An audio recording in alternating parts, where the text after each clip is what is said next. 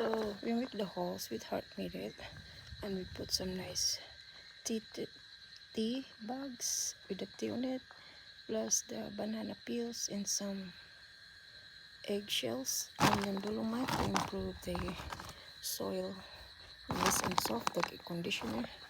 And then I got this chicken manure here, the granule. Then you can find it here somewhere. Probably put 2 of this, and then a good soil, and then the river soft sand and the rough sand, and this one is hay. So the banana love to get more of this moist.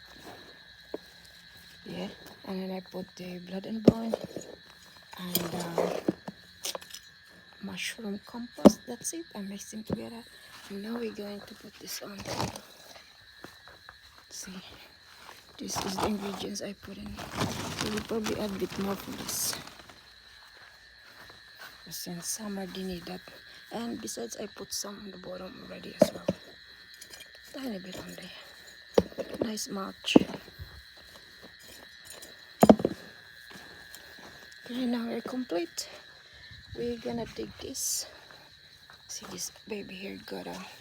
This is dwarf Cavendish, you know. See, it's dwarf Cavendish banana. We bought this in the beautiful nursery here. Yeah, so they only grow really not too long. Like height is 3 meters. That's how it look like here. So let's plant this baby here. Wow, 3 meters only. So we're gonna remove this, and then I'll put this. So they get already banana pops, 2 baby bananas. This one have to remove them soon because they're not good. Is in the way. Okay, I'll be back. I dig a bit more hole so it can fit this big banana. See, I'll show you if it fit now. Here's the banana.